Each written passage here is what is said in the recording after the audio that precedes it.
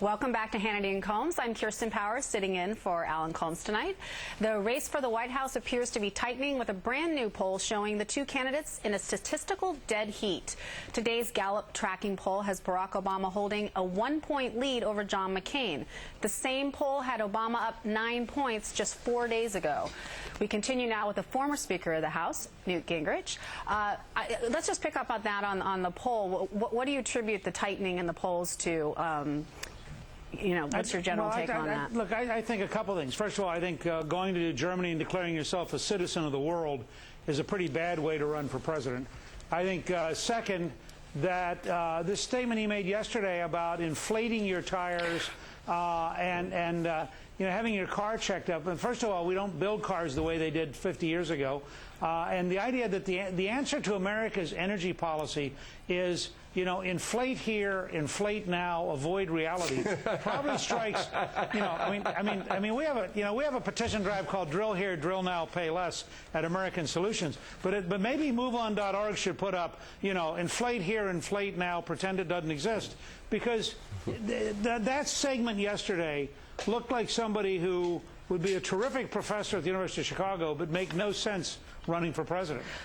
Right, but that's not his entire energy policy. I mean, do you really think that John McCain's energy policy is superior? I mean, to be completely honest about it, I mean, I don't think either of them really have that great of plans, to tell you the truth. Drilling now, which McCain said in his Saturday radio address, versus don't drill at all. But that's nuclear power versus nothing. Do I think that McCain has a much better? Yeah, there are places I'm critical of John McCain. On energy, he is about $1.50 a gallon better than Obama.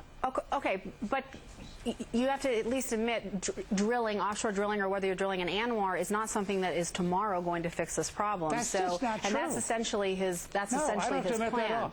If you read Kevin Hassett's brilliant paper at the American Enterprise Institute, if the United States Congress would not adjourn tomorrow, if the Democrats would reverse themselves, and they only passed adjournment by 1 vote yesterday, they have to vote again tomorrow morning.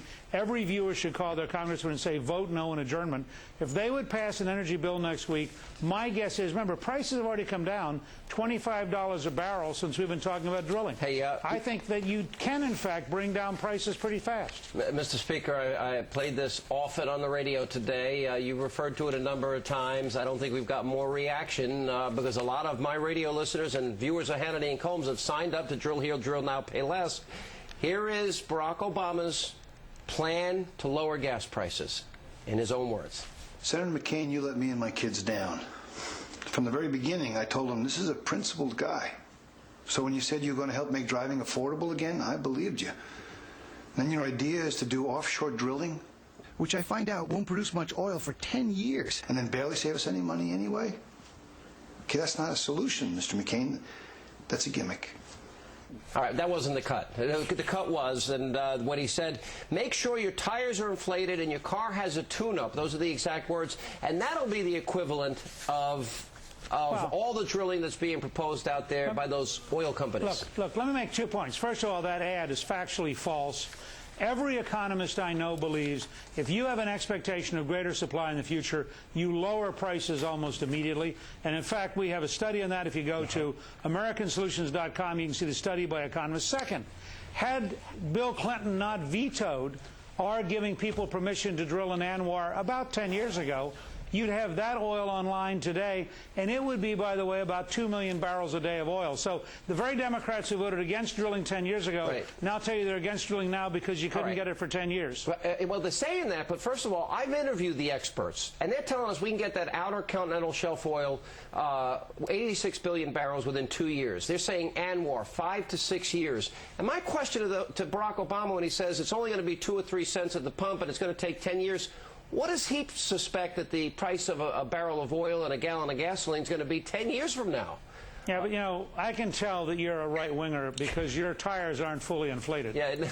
If you were a Sierra Club, MoveOn.org liberal, your tires would be so overinflated they would blow up in the heat I'm tomorrow driving morning. the hybrid. I've got a Chevy Tahoe hybrid. I've been driving big SUV, 21 miles per gallon in the city, and this is just the beginning of the new technology that's out there. Right. All right, let me ask you this. I want a broader picture.